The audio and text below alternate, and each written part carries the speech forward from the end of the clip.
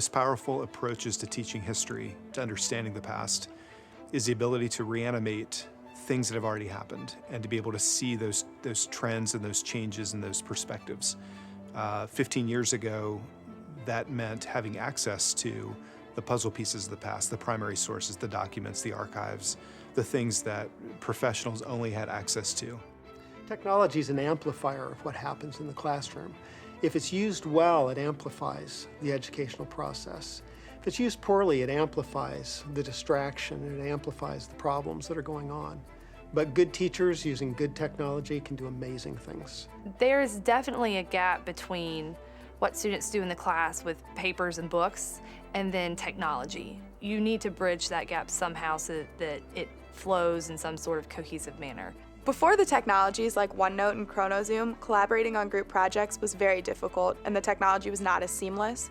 For example, we'd be sending back and forth presentations or notes or passing around paper notes, and it just was very difficult to collaborate and have everyone contribute to the project. By doing this in our school setting, I think that you can not only learn from yourself and what you can do with technology, but you can also learn what other people can use and do with technology.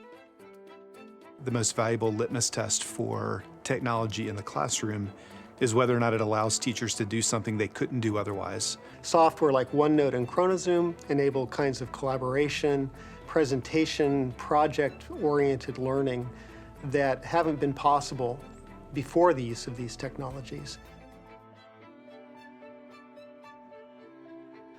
I am not a techie person, and I was able to successfully use ChronoZoom in my school, which is very limited technology. I have one computer in my classroom.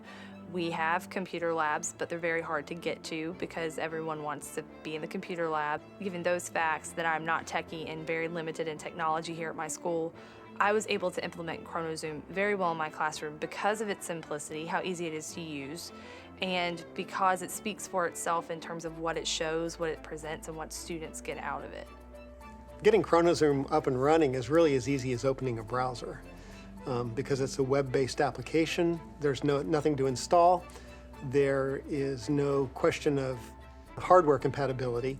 I think the initial reaction to ChronoZoom of my teachers has been, whoa, because of the initial fly-through, which in a sense captures the notion of big history. When I first saw it and saw the zoom from the view of the whole cosmos down, down, down, down, down, down into the view of humanity, I realized right then it was a magnificent tool for giving perspective in a way that you can't see otherwise about the temporal relationship between things. Tools like ChronoZoom allow us, students, teachers, practitioners, scholars, to essentially take huge piles of data and create understandings of what that data might show us and tell us from the past. It's a presentational tool. It can be used very quickly by a teacher to present. It can also be used by students to develop their own presentations, but it also is one of those kind of tools that is scalable. When I saw ChronoZoom, I couldn't wait to have my students build timelines. I designed a project in which they had to research a world religion or philosophy, conduct research, create a storyboard on a OneNote notebook, and then build a timeline in ChronoZoom. In my world history class right now, I'm using it to present about the Austro-Hungarian Empire. And so I just created a tour that I'm going to be presenting to my whole class. And it was really interesting to use the tour because it kind of does the presentation for you. You put the information in and you put the pictures in, and then it takes the class through it. And that's really, really helpful when presenting.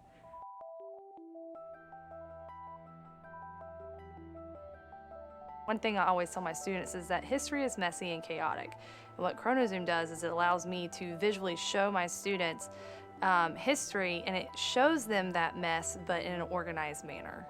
ChronoZoom reminds me of a tree because it's like the main branch splits off into tiny little info buds that each contribute to the main purpose. It's a wonderful tool because it has not only text information, but it has pictures and videos that you can look at to help you visualize information more.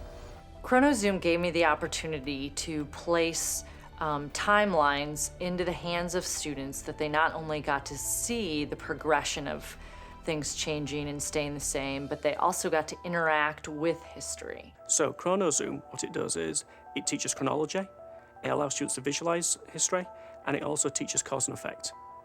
Usually in my regular history classes, we would just learn this happened and this happened and this happened. But with ChronoZoom and Ms. Shires, she shows us that each event doesn't just happen like that. Events actually overlap, and one thing might happen at the same time this thing has happened. You can zoom in into different boxes, and it's just like different layers that you can go into. It's like going through a book of history, just turning the pages and turning the pages until you get to the part that you want to read. ChronoZoom has forced me to really look at why dates are important and why things are centered in time and cause and effect and how that relates to other timelines of history. ChronoZoom changed the way that I view history or think about history because the importance of ChronoZoom is tying the subject at hand to a date. So tying the political structure of the Austro-Hungarian Empire to a specific date has really helped me learn about it better because I've had to connect it with a certain point in history. Because we take full advantage of the tablet PCs that we have, a lot of times those projects aren't shareable outside the school because the people our students want to share those projects with may not have tablet PCs. ChronoZoom fills a really unique niche for us, however, because it brings some great capabilities, but it's also something that they can share with grandma, who may be running on her old Windows machine. When I showed ChronoZoom to my parents, they were really, surprised by it, about how new it is, because they were like, oh, you're not just, making this project by yourself, you actually have a format to work on. And they were really interested, again, with the timelines and the exhibits and the tours that you can take. To another student who is about to use ChronoZoom, I would recommend not limiting themselves in what they can present with ChronoZoom. For example, don't just think that because you have to tie something to a specific date in history, you can only focus on that event. There's so much you can connect to that event and present through ChronoZoom, and it's really beneficial to know that. This is the future of technology in the classroom. Natural interfaces like pen and touch, collaborative software like OneNote, innovative software like ChronoZoom that allows you to do presentations and put information together in ways you couldn't in the past.